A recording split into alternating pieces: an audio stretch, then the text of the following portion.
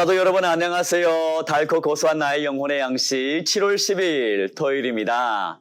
오늘은 여러분과 함께 예레미야 40장 말씀 중심으로 함께 하나님의 음성 듣기를 소망합니다.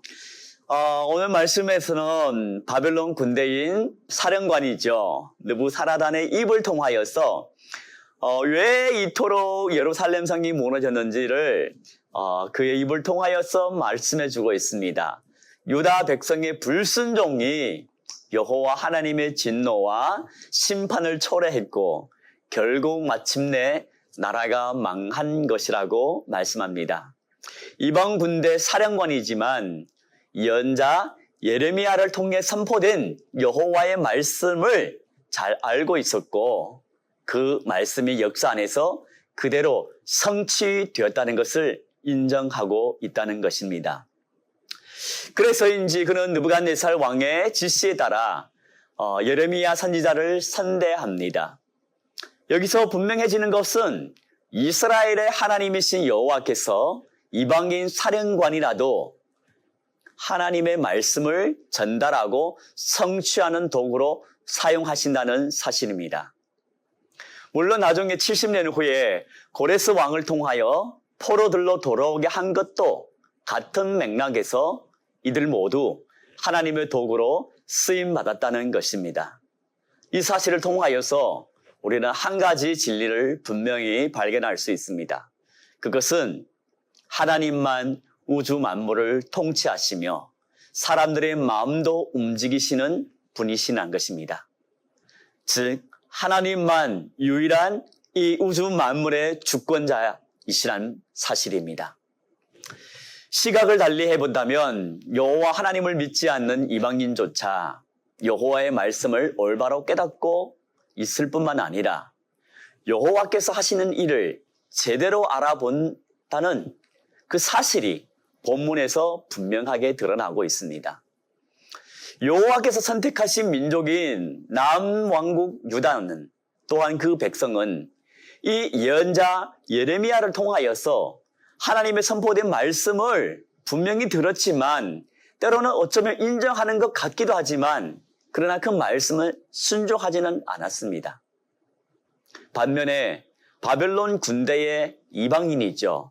그 사령관은 하나님을 섬기지 않으면서도 그의 말씀이 자기들을 통해서 성취되었다는 사실을 인정한다는 것입니다. 참으로 서글픈 상황이죠.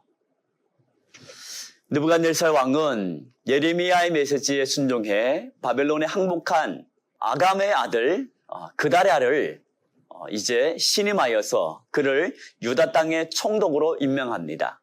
그리고 그에게 자신의 군대가 멸망시킨 유다 땅을 맡기며 남녀와 유아와 그리고 바벨론으로 잡혀가지 않고 남겨둔 빈민들을 다스리게 합니다. 이 아히감의 아들 그다랴가 항복의 메시지에 순복했던 것은 정치적인 이득을 위해서 한 것이라고 보기는 어려울 것 같습니다. 자기 백성을 벌하고 징계하기 위해 여호와 하나님의 계획을 그도 믿음으로 받아들였던 것 같습니다. 그래서 그다랴는 자신을 찾아온 이스마엘 무리에게 유다 땅에 살면서 바벨론 왕을 섬길 것을 좋다고 설득한 것이었습니다. 그다랴는 자신의 위태로운 상황과 이제 생명의 위협을 걱정한 요하난이 이스마엘이 암살을 모의했다는 사실을 알려줬음에도 불구하고 그것을 크게 경고로 받아들이지 않았던 것 같아요. 사실 암몬 왕 바알리스와 이스마엘은 바벨론의 저항 세력에 속한 사람들이었습니다. 그들은 자신의 근처에 자신의 주변에 친바벨론주의자가 있다는 것이 불편했겠죠. 그래서 그를 죽이고자 음모를 꾸민 것이죠. 예루살렘이 함락되자 시드기야 왕이 암몬으로 가는 길목에서 아라바 쪽으로 도망했다는 그 기록도 사실은 이와 무관하지 않습니다. 그럼에도 그다랴는 생명의 위기가 닥쳐오고 있다는 사실을 끝까지 인정하지 않았던 것 같아요. 도리어 그는 바알리스와 이스마엘의 암살 모의를 헛소문 정도로 가볍게 여겼습니다. 참으로 안타까운 일입니다. 지도자는 공동체의 안녕과 평화를 위해 항상 자기 주변의 상황을 합리적으로 냉철하게 판단해야 할 때가 분명히 있다는 것 우리는 기억해야 합니다. 우리 또한 우리가 주어진 자리에서 리더의 자리에 있다면, 책임의 자리에 있다면 정말 지혜롭게 냉철하게 판단하고 결단을 내려야 할 때가 있다는 것을 기억하기를 소망합니다. 마지막으로 그다랴는 아직도 바벨론 지배에 대해 엇갈린 의견들을 통합하고 그리고 사람들을 포용하고자 그런 마음을 가지고 시도를 했던 것 같습니다. 그가 이스마엘을도 이렇게 품고자 했던 것이죠. 왜냐하면 그 당시 여전히 백성들 가운데에도 포로로 끌려간 사람들 외에 남은 사람들 가운데 우리가 계속해서 바벨론 지배를 받아야 하느냐 이에 관하여서 찬반의 의견이 엇갈렸던 것이죠. 그래서 그다랴는 어떻게든 이 모든 백성들을 하나로 통합하기를 원했던 거예요.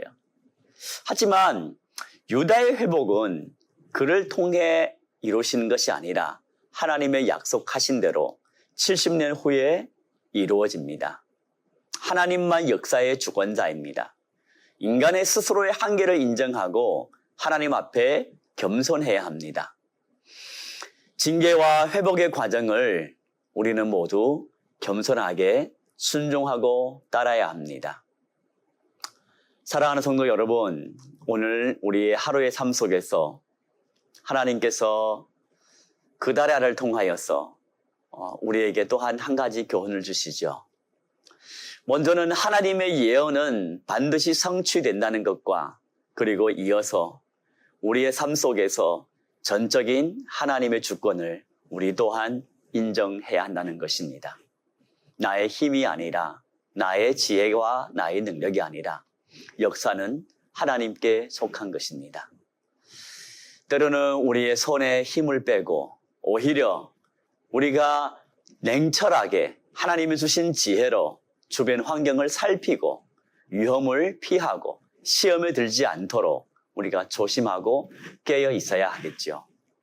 오늘 하루도 하나님의 주신 지혜로 하나님을 경외하는 믿음으로 하나님 앞에 겸손하게 우리가 하나님과 동행하는 저와 여러분 되기를 주의 이름으로 축원드립니다.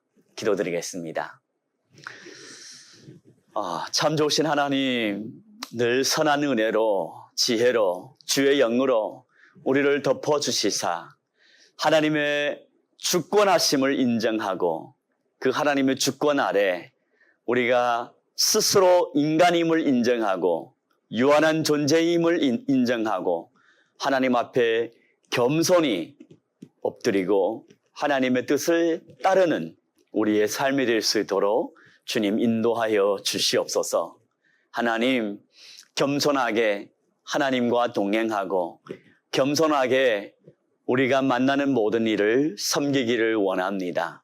하나님, 평생 살아가는 동안 겸손의 마음을 잊지 않고 하나님의 주권을 인정하는 가운데에 하나님의 주신 지혜로 하나님 정말 하나님을 영화롭게 하는 삶을 살아갈 수 있도록 하나님 우리에게 복을 내려 주시옵소서. 예수님의 이름으로 기도드리옵나이다. 아멘. 오늘 하루도 주님과 동행하며 겸손으로 복된 하루가 되기를 주의 이름으로 축원드립니다. 승리합시다. 화이팅입니다. 샬롬.